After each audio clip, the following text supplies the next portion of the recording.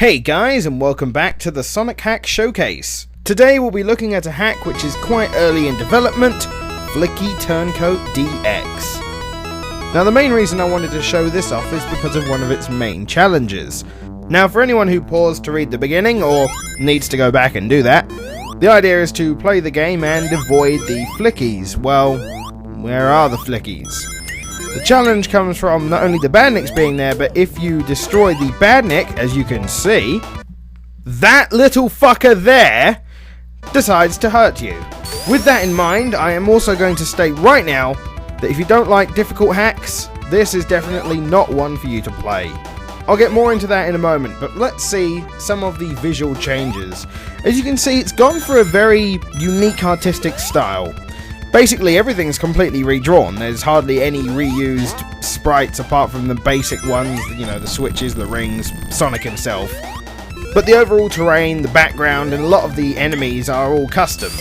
Overall, I think the level looks rather nice. It's just sometimes a little bit jarring because the background kind of merges in with the foreground sometimes. It's just a bit off-putting. But I can definitely tell a lot of work has gone into it, and it definitely pays off. A few enemies and a few props around the actual level seem a little bit awkward, but it's really nothing big. There's different music being played than normal, and I believe it's Streets of Rage? But I mean, you can't go wrong with a bit of Streets of Rage. But that's really it for visual and audio. Now, the main part of Flicky Turncoat DX is probably the gameplay, and the level layout, and the difficulty. I'm going to bring that up quite a bit. So, let's talk about level layout.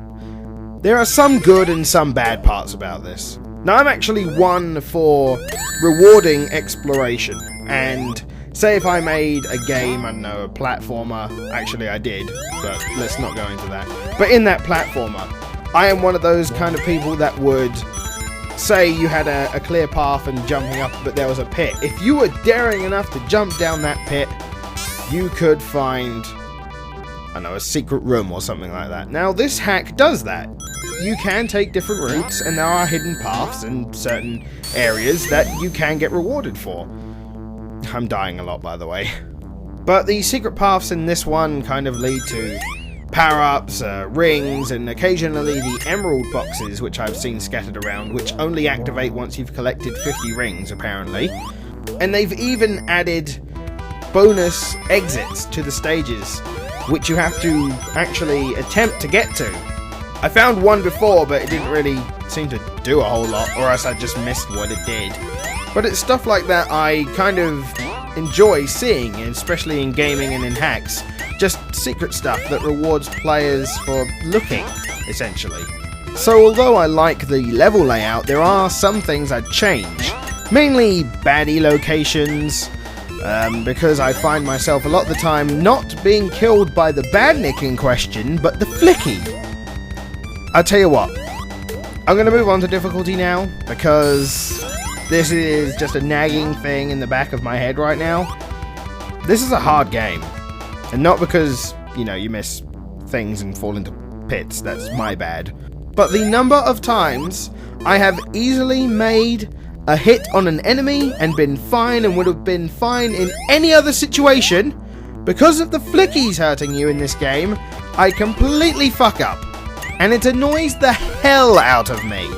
I feel like it's taking away any reward you have for making a skillful shot on an enemy, for its captured Flicky to just go like, LOL, fuck you, bunny, I will kill you. It's just with the fact that the Flickies can hurt you, and some of the pits that they've decided to put in right next to enemies that if you hit, you would be fine, but then the Flicky hits you and knocks you down that pit anyway. It feels very unfair. Oh, and here's one of those bonus exits, by the way. I think what that does is actually, in the next level, allow you to be on the top part of the level rather than the bottom, because you can jump over and go back on yourself to where you think the start might be, if that makes any sense. But yeah, seriously, if you do not like challenging hacks, do not play this, because it's very punishing and unforgiving in some places. Having said that, getting the shield is relatively necessary. Trying to keep the shield as well, you can stack shield, so try doing that if you can. It is very trial and error in a lot of places. Also, I have a little gripe that just got shown. Why do spikes insta-kill you no matter how many rings you have? No matter how many shields you have? They just insta-kill you. Why?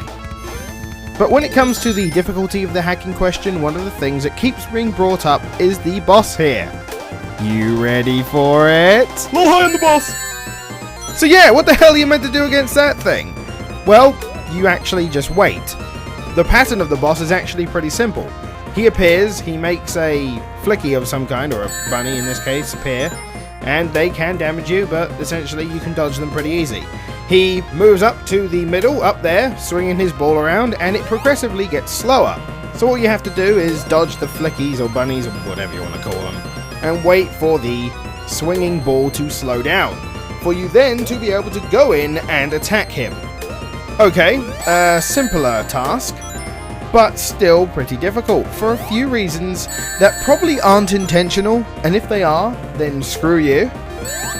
But that mound is such an evil bitch. You have no idea how much damage that little white square,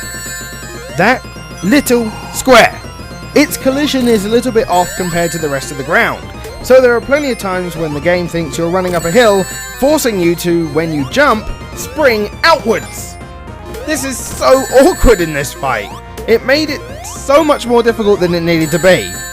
But with enough persistence and enough rings, you should be able to beat this boss pretty easy.